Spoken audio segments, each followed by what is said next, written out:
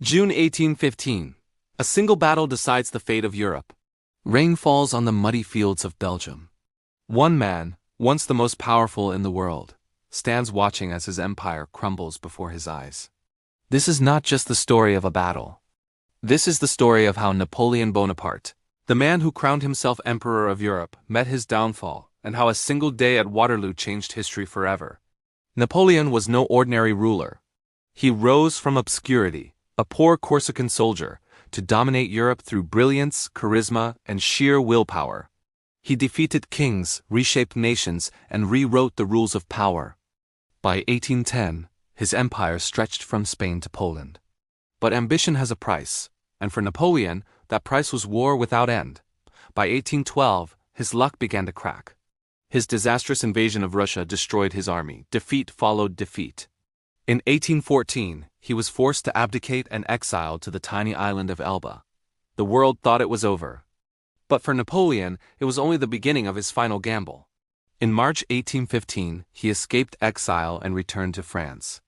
Within days, soldiers who had once sworn loyalty to the king rushed to his side, shouting, "Vive l'Empereur!" Europe trembled.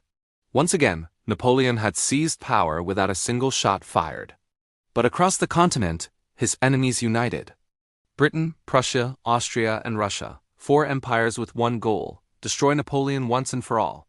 He had only one chance: to strike first, to defeat the British under the Duke of Wellington before the others arrived. If he failed, the dream was finished. June 18, 1815, the Battle of Waterloo. It began in heavy rain. Napoleon, a master strategist, hesitated.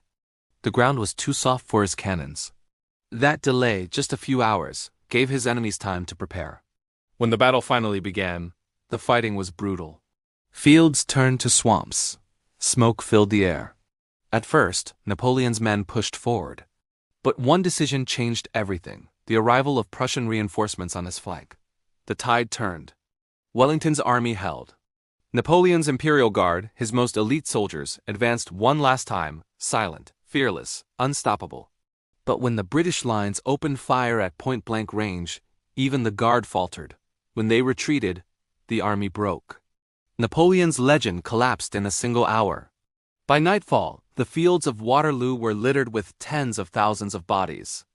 The cries of the wounded echoed through the rain. Napoleon fled the battlefield, knowing it was over. He later said, "It was the loss of my army that was irreparable." Days later, he abdicated once more, this time forever. The man who had ruled Europe surrendered to his former enemies, now reduced to a prisoner of fate. He was exiled again, not to Elba this time, but to St. Helena, a tiny windswept island in the middle of the South Atlantic Ocean. There, surrounded by British guards, he lived out his final years, writing, reflecting, and replaying his mistakes. He was only 51 when he died, far from the palaces he once conquered. Napoleon's fall was not just military, it was human. It was the story of what happens when ambition outgrows reality. He had built his empire on genius, discipline, and the illusion of invincibility. At Waterloo, that illusion finally shattered. But even in defeat, Napoleon's shadow loomed over Europe. The new map drawn after his fall, the one created by the victors, shaped the continent for a century. His name, once feared, became legend. And his final battle became a warning written in mud and blood. Even the greatest rise can end in a single day. The fall of Napoleon isn't just the story of a lost war. It is a reminder that history's giants, no matter how powerful, all face their Waterloo eventually.